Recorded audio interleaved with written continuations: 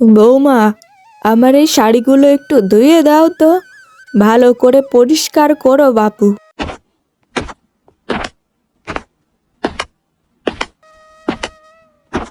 আরে বৌমা, শাড়ি ধুতে যাচ্ছ? তাহলে আমার শাড়িগুলো একটু ধুয়ে দাও। আর দেখো, রান্নাঘরে অনেক থালা বাসন আছে, সেগুলো পুকুর থেকে ধুয়ে নিয়ে এসো। আমার যা পায়ে ব্যথা করছে, আমি বাবু কিছু করতে পারবো না।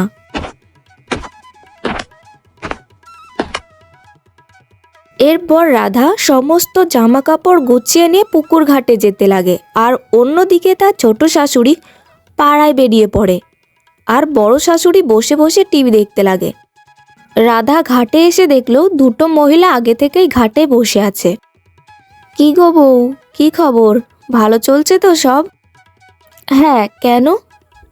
না মানে, তোমার আগেও তো একজন এসেছিল, কিন্তু সে তো আর টিকতে পারেনি, তাই বলছিলাম আর কি। টিকতে পারেনি মানে? কেন গো, তুমি কি কিছু জানো না? তোমাকে কিছু বলেনি কেউ? না তো, আমাকে তো এসব বিষয়ে কেউ কিছু বলেনি। শোনো তবে, তোমার ওই দুই শাশুড়ি তোমার ওই সতীনকে যা জ্বালাতন করতো, সহ্য করতে না পেরে বেচারি তখন আত্মহত্যা করে আর কি। তোমার ওই যা দুই শাশুড়ি, ওখানে কি কেউ আর টিকতে পারে? নাও বাপু, এখন তুমি যদি ওখানে টিকে থাকতে পারো তাহলে তো ভালো কথা। না বাপু, আমরা এখন চলি।